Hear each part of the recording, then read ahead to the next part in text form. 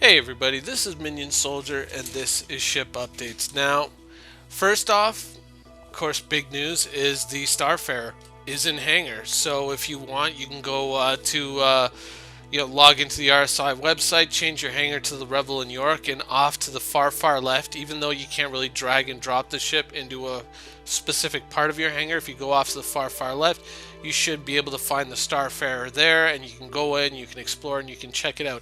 But other cool news to go along with that is what we found out on Reverse the Verse today, which is if you own a large, large ship, I guess I would say, Starfarer and up, any of the big ships. I mean, Endeavor, Idris, Javelin, Reclaimer, Orion, yada, yada, yada. If you own any of these large ships, then once the Starfarer becomes flyable, you will get a flyable or a loner Starfarer that you can mess around with, so you can kind of get the feel for big ships and kind of get the feel for managing a large vessel, what it's like to fly it, use the weapons, manage shields, all the different systems.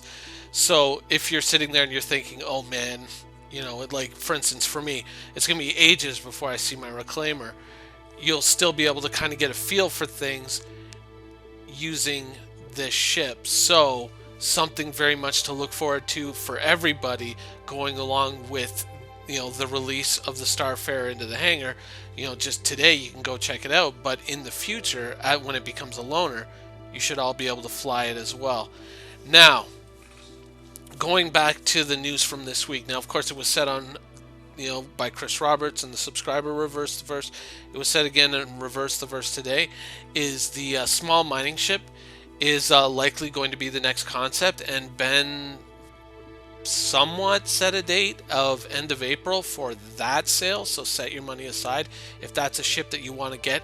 And also, Ben also made kind of like an offhand comment in Reverse the Verse today, which was basically that it could possibly also be used for salvage. So whether or not that's going to become a permanent fixture of the ship, or whether or not that's going to be something that's sort of like in the short term, we would kind of want to throw some salvage on it just so we can kind of work out the salvage system, so when the Reclaimer comes out, it's already all worked out. I believe there was a small salvage ship planned as well.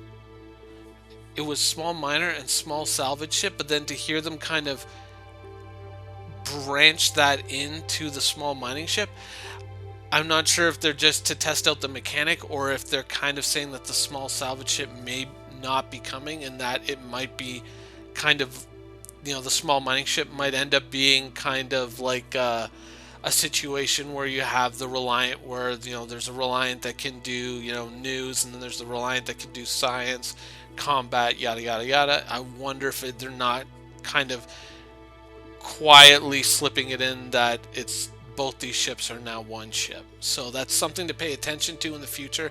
Obviously, end of April, hopefully we will have more information along those lines. And once again, that's just a theory of mine, but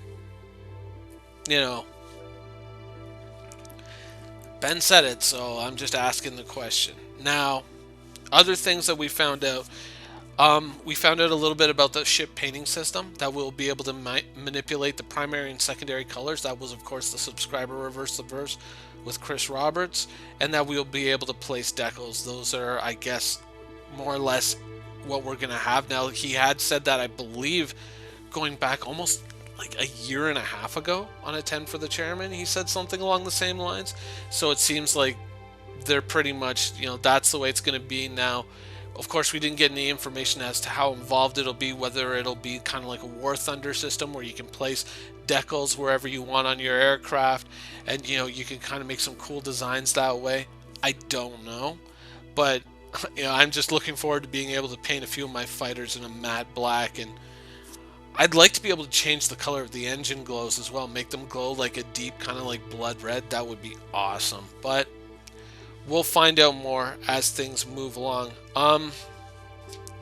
The Argo, we found out that the Argo, which is of course, kind of like the little runabout ship that comes with the, or the little kind of cargo worker bee style ship that comes with the Idris, they're still possibly thinking about having a sale for that ship, but nothing's set in stone.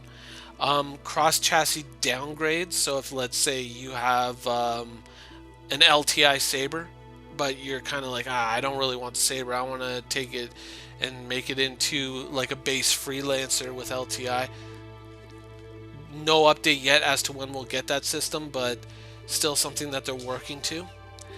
In terms of ship weapons, and this kind of relates to Xeon Scout a bit, we found out that the Xeon Scout could possibly be getting Xeon weapons, and that will probably be part of a larger patch in the future when we'll get a lot more weapon modules, and that will likely include as well like different size weapons or different size versions of the weapons that we already have. So if you've got the Amniski 3s and you've got the Amniski 6s, but you want the Amniski 9s or the Amniski 12s, those will likely come in a future patch.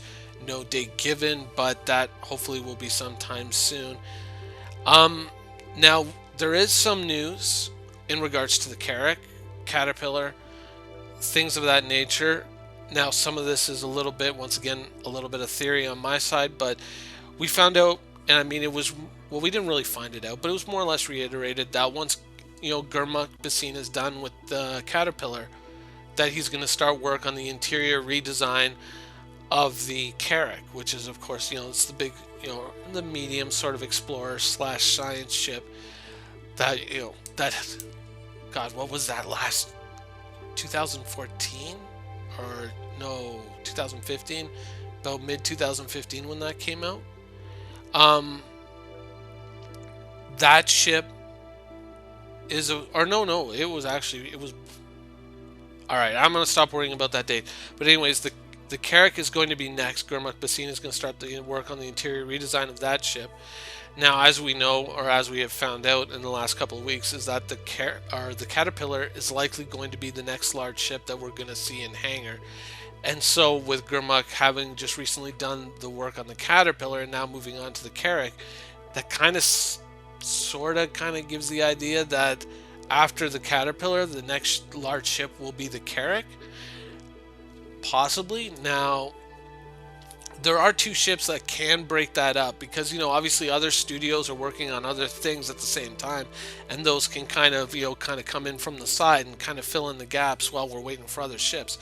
And that goes back to what Aaron Roberts was saying earlier on, which is that the Idris and the Javelin are more or less done, right? They're out flight testing the Idris right now over in the UK, which, by the way, if you watch Around the Verse, somebody buy those guys a new mic, please, because that's what it sounds like to the audience. Get them a new mic. But so they're working on those two ships now. Of course, those two ships are possibly, now I say possibly because it has never been 100% confirmed, and CIG, I believe it was Ben who said it is not set in stone that you're not going to see the Javelin or the Idris prior to Squadron 42, but I think that that's a likely outcome of that event. So it's possible that we may see the Idris or may see the Javelin in some form prior to Squadron 42, and so those could kind of interject themselves from the side and break up the lineup. But right now the lineup on large ships looks like obviously Starfarer here now, soon to be flyable, Caterpillar next, and then Carrack, with the possibility of the Idris or the Javelin coming in at some point in the future and possibly breaking that lineup up. But that kind of looks like the lineup for now on large ships. Banu Merchantman, don't know yet. It was originally part of the whole, okay, we're going to pick up the Banu Merchantman and the Caterpillar and move it along. And the Banu Merchantman, going all the way back to the previous summer, had been slated to begin at the beginning of this year. Still hasn't happened. Hopefully that is going to start to, get some momentum. Maybe I gotta, get on Twitter and annoy some people about it, but that was said, and we're still waiting. But that seems to be the lineup for the large ships right now. The Herald. The Herald is being worked on in Austin right now. Chris has signed off on the exterior design changes. We don't know what the nature of those design changes are. Hopefully going back closer to the original concept. Symmetrical, asymmetrical. At this point I really just don't care. Even though, I did buy an asymmetrical ship.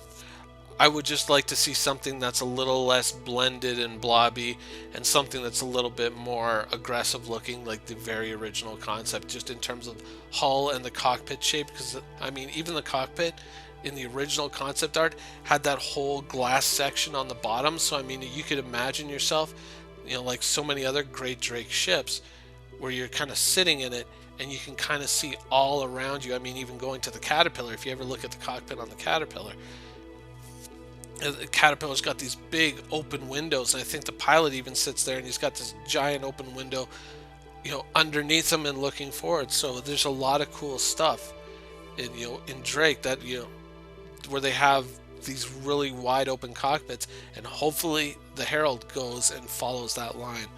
But we don't know what the nature of those changes are, but it's in the hands of, I believe, Chris Smith and somebody else whose name I forget, over in Austin, Texas, and hopefully we'll see some art in that regard soon.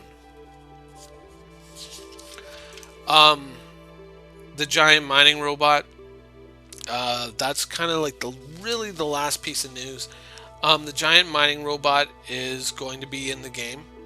We already know that it's going to be, kind of like a background piece at the Shubin mining station. We've heard that before, but it's going to be in game now. Whether it's going to be pilotable, purchasable, any of that information, we don't know, but hopefully it will. Or maybe hopefully even like a combat version of that would be pretty cool. Not exactly sure how you would, apply it / use it, but still, a giant walking crab-like thing with buzz saws for hands. I would still like to see something like that in game, even using it in terms of like a salvage ship, with those big cutting arms, and you can kind of drop it onto like a big large ship, maybe like a derelict carrier or something like that, and just walk around, just start cutting it up with it. That would be so cool. But that's just about it for ship updates. Of course, it was April Fool's, so there were tomfoolery and hijinks, so it wasn't all very, very serious information. But we did find out some interesting things about the CIG community team. For one, apparently Jared and Disco Lando and Tom Hennessy are going steady. They've exchanged dog tags, so I guess that's a thing now. And Thomas Hennessy thinks that Batman v Superman was the best Batman movie ever.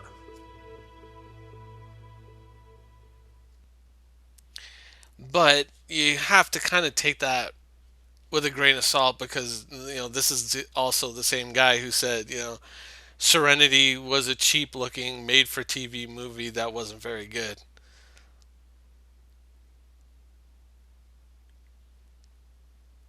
And you're all not even watching the show anymore. You're just getting on Twitter to go beat him up, aren't you? Thanks for watching.